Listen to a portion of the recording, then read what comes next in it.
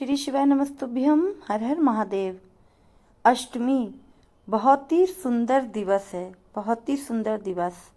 सोमवार की अष्टमी, बहुत बहुत बधाइयाँ सबको। सोमवार की अष्टमी का महत्व गुरुजी ने पिछली कथा में बताया था। इंदौर की कथा जो हुई थी तो उसमें गुरुजी ने सोमवार की अष्टमी का महत्व बताया था। सोमवार की अष्टमी यानी कि जिस दिन पार्वती माता और शंकर जी के मिलन का दिन हो, शंकर जी और पार्वती माता के मिलन का दिन। और केवल एक माता पार्वती के मिलन का ही दिन नहीं, 64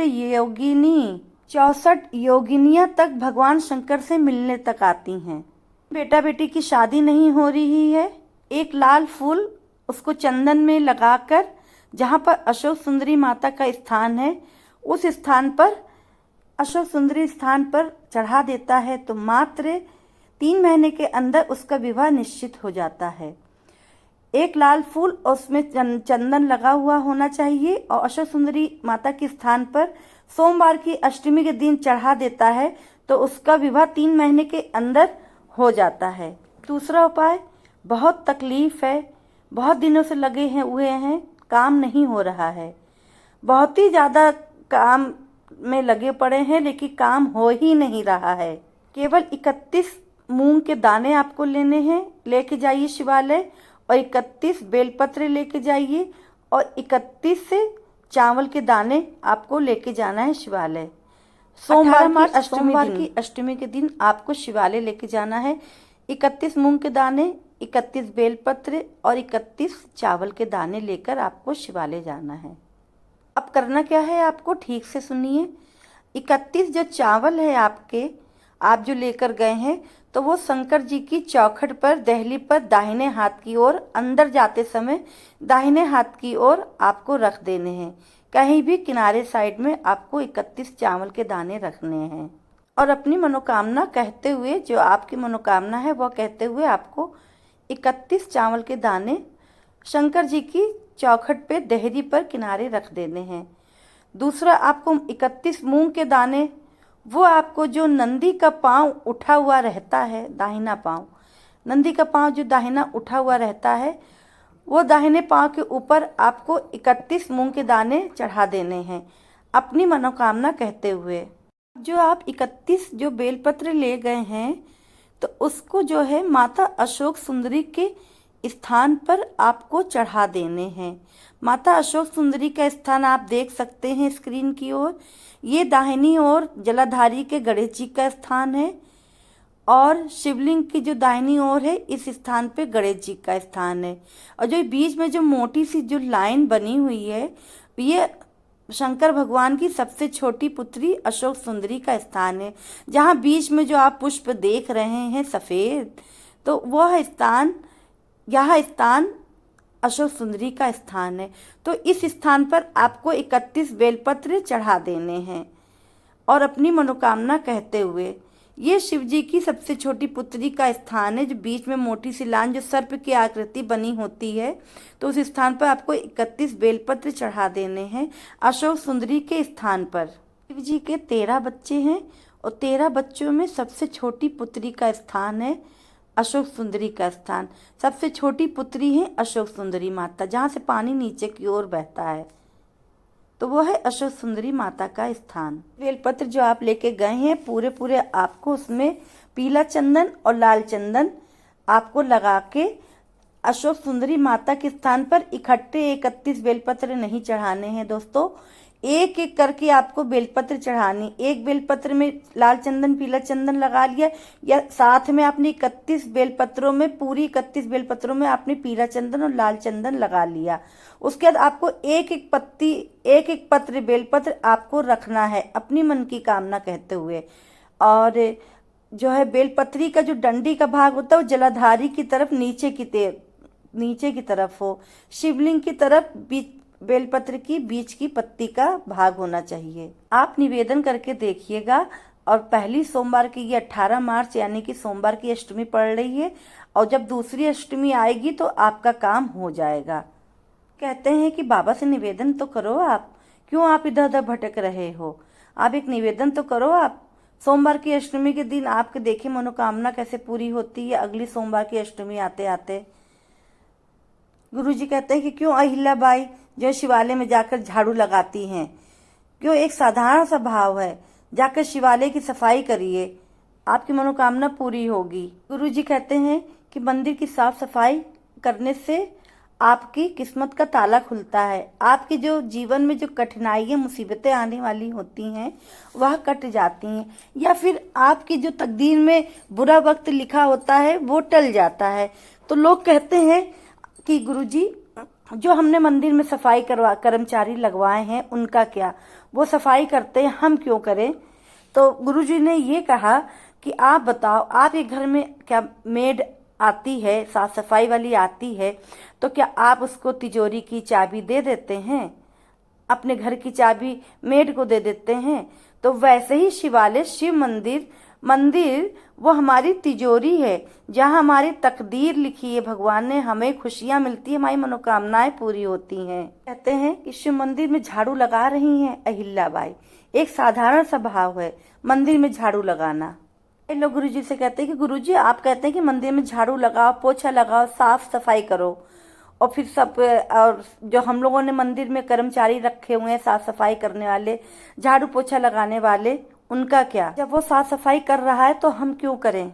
गुरुजी ने कहा कि एक बात याद रखना, आप सबसे पूछना चाहूंगा कि आपने जो मंदिर की सफाई के लिए जो वर्कर रख रखा है, मंदिर का जो पुजारी जो रखा है उसको मंदिर की सफाई करना चाहिए, मंदिर के जो कर्मचारी हैं उसको मंदिर की सफाई करना चाहिए। गुरुजी कहते हैं कि आप सबसे पूछना चाहूंगा कि आपके घर में जो तिजोरी है, जो अलमारी है, तो उसकी सफाई दिवाली पे कौन करता है? करता है? नहीं।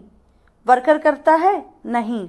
स्वीपर करेगा? नहीं। काम वाली बाई करेगी आपके घर की अलमारी साफ, आपके घर की तिजोरी? नहीं। गुरुजी ने कहा कि तिजोरी की सफाई कोई और दूसरा नहीं करता है, तिजोरी की सफाई हमें स्वयं करनी पड़ती है। उसी तरह मंदिर की सफाई ना कोई वर्कर करे और ना कोई पुजारी करे, बल्कि जो दर्शन करने जाए वह मंदिर की सफाई करे। वो मंदिर हमारी तिजोरी है, शिवालय हमारी तिजोरी है, से हमें मिलता है। ये मेरा देव महादेव, देवादिदेव महादेव हमें देते हैं, जो हम मांगते हैं वो देते हैं हमें।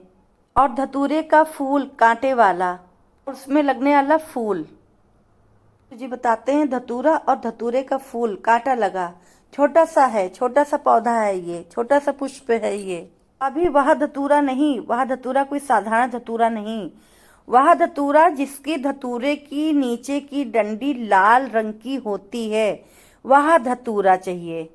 वह धतूरा और एक धतूरे का पुष्प, अगर वह सोमवार की अष्टमी के दिन देवादिदेव महादेव को समर्पित करी जाती है, एक धतूरा जिसकी डंडी नीचे की लाल हो और एक पुष्प उसका, तो वो सोमवार की अष्टमी के दिन शिवलिंग पर समर्पित करी जाती है, तो उसके घर में कभी संपदा की कमी नहीं होती है। अगला जो उपाय है सोमवार की अष्टमी के दिन करने को गुरुजी ने बोला है, तो वह रोग मुक्ति का उपाय है। बड़ी से बड़ी बीमारी हो आपके पास, आपके अगर हो गई हो, या फिर लग रहा है कोई बीमारी होने वाली है, ये बड़ी बीमारी है, या कैंसर जैसी बीमारी से ग्रसित हैं, दवा असर नहीं कर रही है, तो आपको यही लाल डंडी वाला धतूरा आपको लेना है। एक धतूरा मिल जाए नहीं तो 5 धतूरे आपको चाहिए। और एकांतेश्वर महादेव के मंदिर में आपको, एकांतेश्वर मंदिर आपको, अब जहाँ पर कोई आता जाता ना हो, लेकिन गुरुजी ने बताया कि अब ऐसा मंदिर कहाँ है जहाँ पर कहीं कोई आता जाता ना हो, लेकिन अगर आपको कहीं भी मिल जाए वो मंदिर, या रास्ते में कहीं आते जाते कभी आपने देखा हो शिवालय, शिवलिंग हो रखा हो, तो वहाँ पर आप चले जाइए और वहाँ पर महामृत्युंजय मंत्र का जाप करते हुए आपको, या फिर आप अपने किसी पंडित या कोई साधु संत से महामृत्युंजय का जाप करते हुए आपको वहाँ पर धतूरा, 5 धतूरा आपको चढ़ा देना एकांतेश्वर महादेव के शिवलिंग पर। जहाँ कोई आता जाता ना हो, बहुत कभी साल में 1-2 लोग आते जाते हों, या शिव बाबा कहीं एकांत में बैठे हों, बहुत कम लोगों का जाना होता हो, तो वहाँ पर आपको एक धतूरा लाल डंडी वाला 1 या 5 बन पड़े तो 5 धतूरे आपको शिवलिंग पर अर्पित कर देना है। और स्वयं महामृत्युंजय का मंत्र कर सकते हैं तो स्वयं करा लीजिए, नहीं तो किसी साधु महात्मा से करा लीजिए, पंडित से करा लीजिए, या वो भी नहीं कर सकते हैं आप तो आप ओम नमः शिवाय या नमः शिवाय का या श्री शिवाय नमस्तुभ्यम का मंत्र जाप करके आप वो धतूरा शिवलिंग पर चढ़ा दीजिए। सोमवार की अष्टमी के दिन अगर यह उपाय कर लिया तो आप देखेंगे आपके रोगों से मुक्ति मिलने लगेगी, धीमे धीमे आपकी दवा शरीर में लगने लगेगी, दवा काम आने लगेगी और रोगों से मुक्ति मिलने लगेगी, आप स्वस्थ होने लगेंगे। ये उपाय सोमवार की अष्टमी का गुरुजी ने बताया है। 18 मार्च सोमवार की अष्टमी के दिन दोस्तों कर लीजिए और रोगों से मुक्ति पाइए। यह उपाय है सोमवार की अष्टमी का कि आप शिवालय जाइए, कोई भी शंकर के मंदिर जाइए, और जो शिवालय के बाहर जो नंदी बैठा होता है और जो उसका दायां पांव जो ऊपर की ओर उठा रहता है, दायां पांव जो नंदी का जो उठा होता है उस तरफ को आपको खड़े होकर और नंदी के कानों में अपनी मनोकामना बोलकर आपको घर चले आइए। आपकी कामना 3 महीने में पूरी हो जाती है। शिव मंदिर जाते हैं, शिवलिंग का पूजन करते हैं। शिव बाबा का पूजन करने के बाद आप जो है नंदी के दाहिने पांव की तरफ खड़े होकर अपनी मन की कामना करते हुए आपको नंदी के कानों में अपनी मनोकामना कहनी है, फिर आपको वापस अपने घर को आना है। आपके 3 महीने में, मात्र 3 महीने के अंदर ही आपकी मनोकामना पूर्ण हो जाएगी। नंदीकेश्वर भगवान का स्मरण करिए, नंदीकेश्वर भगवान का स्मरण करिए और अपनी मनोकामना कहिए, आपकी मनोकामना अवश्य पूर्ण होगी। अगला उपाय यह है सोमवार की अष्टमी के दिन अगर आप 7 बेलपत्र शिवलिंग पर अर्पित करते हो, अगर 7 बेलपत्र आप शिव जी को अर्पित करते हो तो 1 बेलपत्र आप नंदी को जरूर अर्पित करिए। 1 बेलपत्र आप नंदी भगवान पर जरूर अर्पित करिए। 1 बेलपत्र, सिर्फ 1 बेलपत्र अवश्य नंदीश्वर महाराज पर अर्पित करिए। भगवान शिव को 7 बेल समर्पित करके 1 बेलपत्र अवश्य नंदीश्वर पर अर्पित करिए। अगला उपाय यह है कि अगर आपने कोई काम नहीं हो रहा है, बहुत प्रयास कर लिया, आप काम नहीं हो रहा है, कई दिनों से आप जुटे पड़े हुए हैं, वो काम हो ही नहीं रहा है, तो आपको 5 बेलपत्र शिवलिंग पर अर्पित करना है। 5 बेलपत्र आपको शिवलिंग पर अर्पित करना है और साथ ही जो अशोक सुंदरी के स्थान पर, जो शिव जी की सबसे छोटी पुत्री है, अशोक सुंदरी का स्थान है जहाँ पर, वहां पर 1 बेलपत्र चढ़ाइए। 5 बेलपत्र शिवलिंग पर अर्पित करिए, 1 बेलपत्र अशोक सुंदरी माता के स्थान पर अर्पित करिए और 1 बेलपत्र नंदी को जरूर चढ़ाइए। 1 बेलपत्र नंदी को चढ़ाइए, नंदी को चढ़ाइए। नंदी के माथे पर आपको बीच में 2 सींगों के बीच में आपको वो बेलपत्र चढ़ानी है और डंडी का भाग नंदी की मुंह की तरफ हो, यानी कि शिवलिंग की तरफ हो डंडी का भाग। और बाद में आपको बाहर निकलते हुए शिवालय की चौखट पर आपको घी का दीपक लगा के और अपनी मनोकामना कहते हुए आपको अपने घर आ जाइए। देखेंगे आपको कार्य में सफलता प्राप्त होने लगेगी, आपका कार्य सफल होने लगेगा। नंदीकेश्वर महाराज का स्मरण कर लेने से, सिर्फ नंदीकेश्वर महादेव का आप स्मरण कर लीजिए, आपको देखिएगा उन्नति मिलेगी और आपको एक मन में एक शीतलता प्राप्त करता है। नंदीश्वर महादेव का नाम लेकर, नंदीश्वर महाराज का नाम लेकर आपको एक अलग ही अभाव होने लगेगा। जिन बताया कि पूरी दुनिया में एक केदारनाथ ऐसा है जहाँ पे ओम कुंड विराजमान है।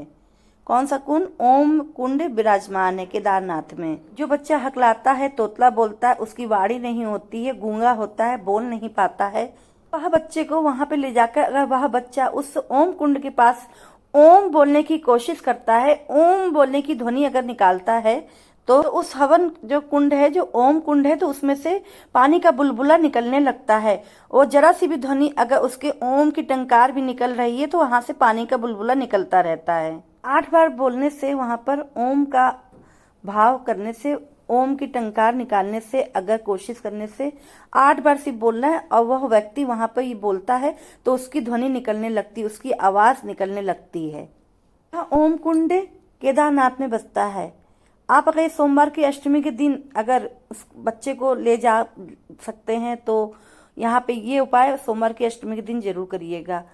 और अगर इन उपायों के बारे में अगर आपके मन में कोई भी अगर शंका है या कोई भी समझ में नहीं आया हो तो आप कमेंट द्वारा पूछ सकते हैं। और सोमवार की अष्टमी के ये उपाय हैं, गुरुजी ने बताए हैं, कर लीजिएगा दोस्तों। सभी अचूक उपाय हैं। साल में 3 या 4 ही मौके मिलते हैं और इस बार सिर्फ 3 ही मौके मिलेंगे।